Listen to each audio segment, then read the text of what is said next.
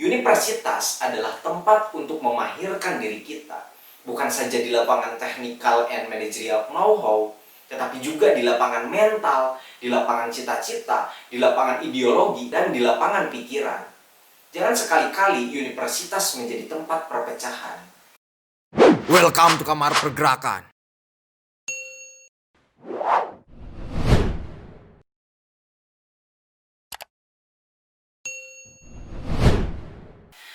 Assalamualaikum warahmatullahi wabarakatuh. Kembali lagi di channel Kamar Pergerakan, yang mana pada kesempatan kali ini saya akan membahas mengenai antropologi kampus dan tipologi mahasiswa, di mana materi ini sangat penting bagi sahabat-sahabat sekalian, khususnya mahasiswa yang menganggap perkuliahan ini bukan hanya sebatas persinggahan belaka, melainkan tempat atau proses pengembangan diri.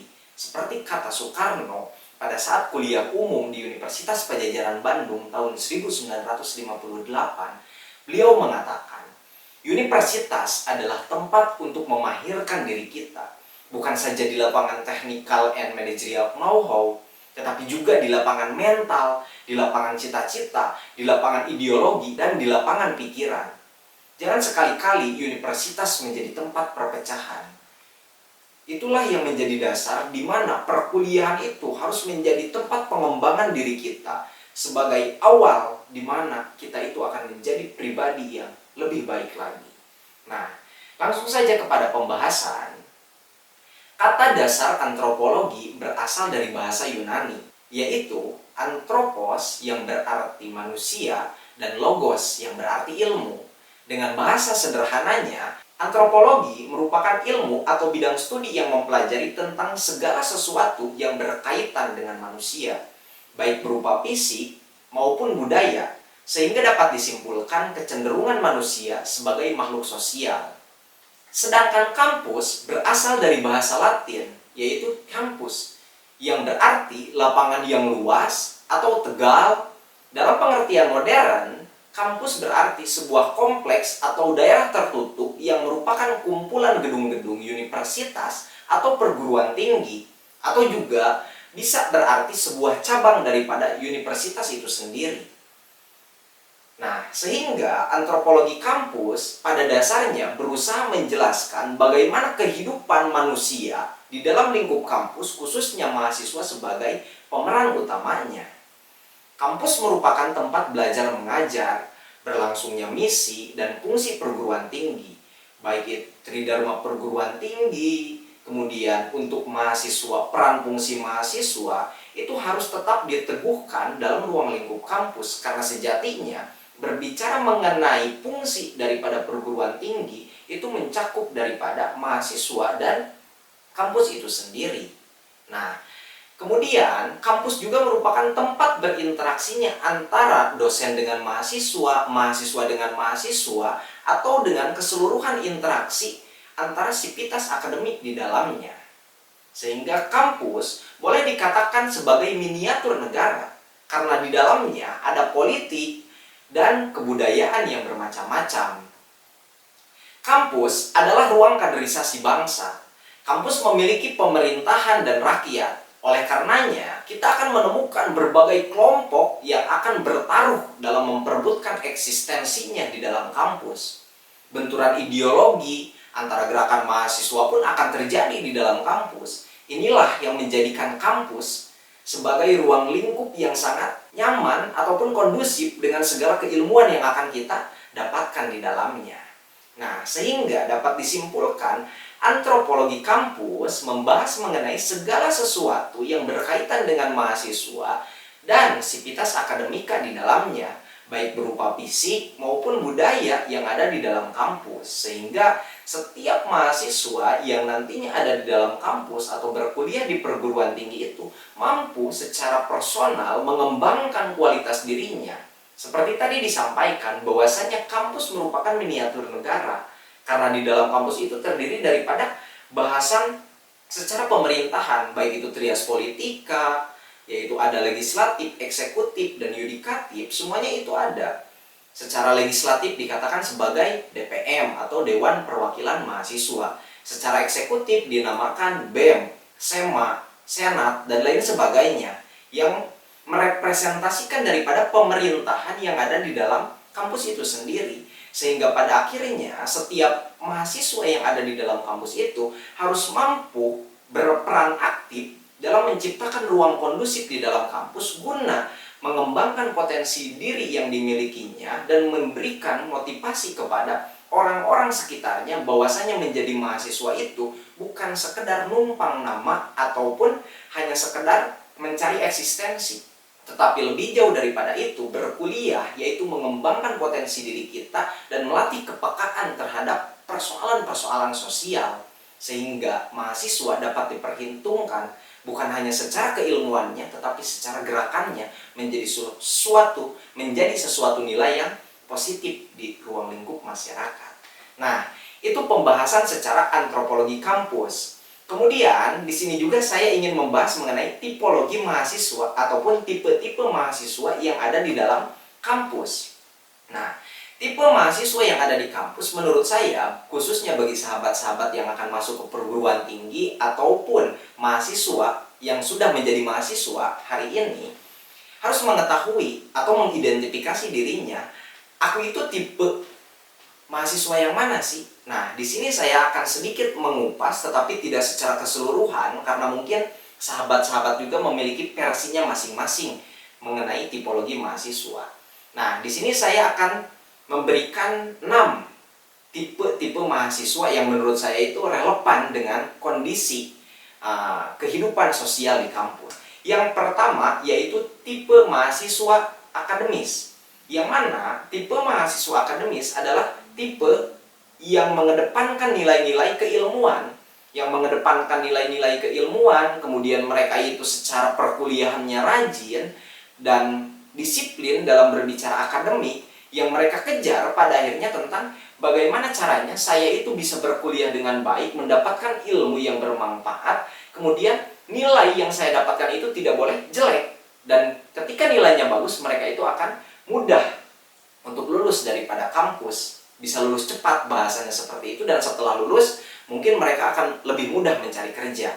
Mungkin itu gambarannya, tetapi kenyataan ketika lulus entah seperti apa juga tergantung daripada kemampuan soft skill yang dia miliki. Itu yang pertama. Kemudian tipe yang kedua adalah tipe mahasiswa aktivis. Tipe mahasiswa aktivis itu diambil dari kata aktif ya.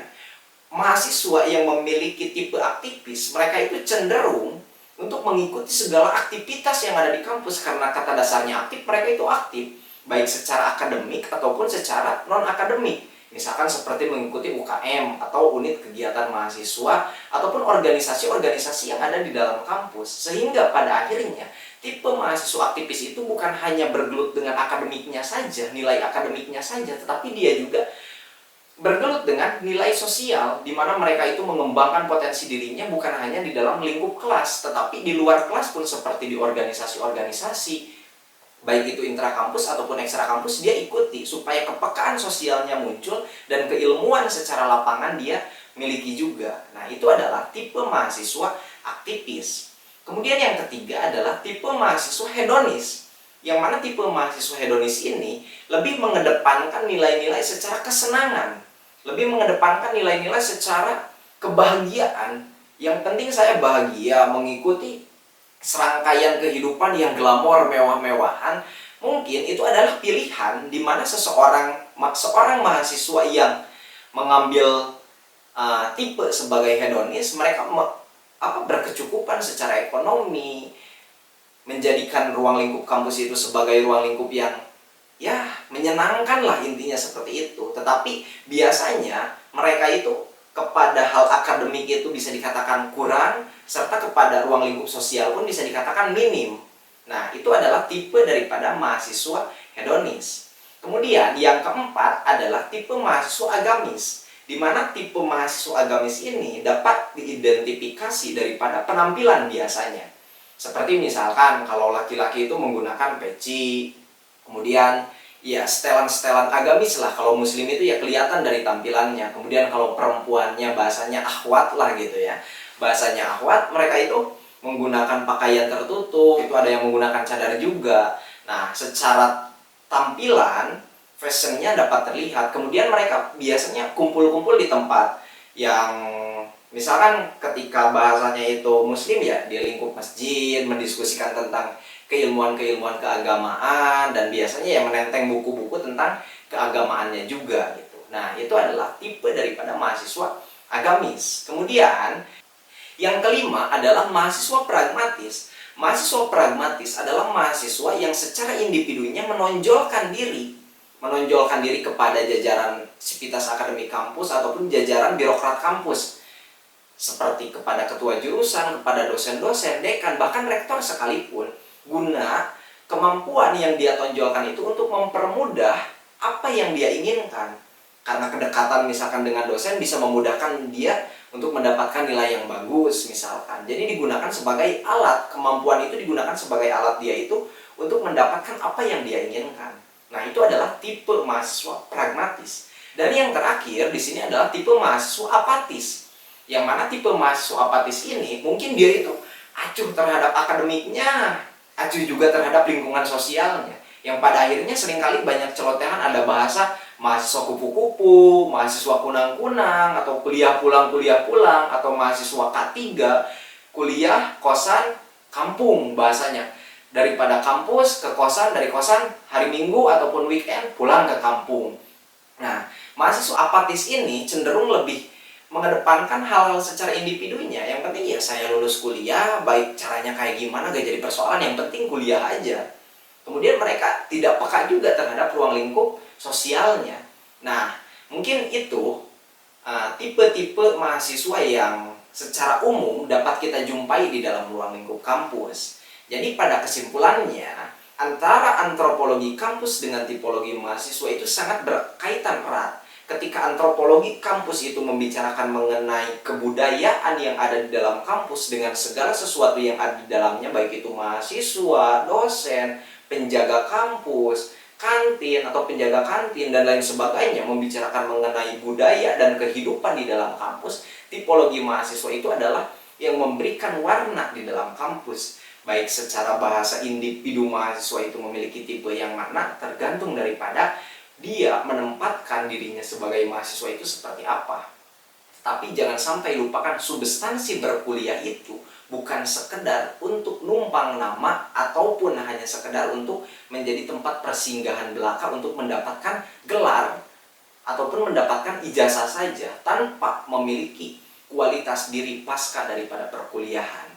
Mungkin itu saja yang bisa saya sampaikan dalam kesempatan kali ini. Semoga apa yang saya sampaikan dapat menambah hasanah keilmuan dan pengetahuan bagi sahabat-sahabat sekalian, dan mudah-mudahan dapat bermanfaat juga. Teruslah hidup dan berkarya atau mati dalam kegelisahan, serta jadikan setiap orang sebagai guru dan setiap tempat sebagai sekolah. Wallahul muwaffiq ila aqwamit thoriq. Wassalamualaikum warahmatullahi wabarakatuh.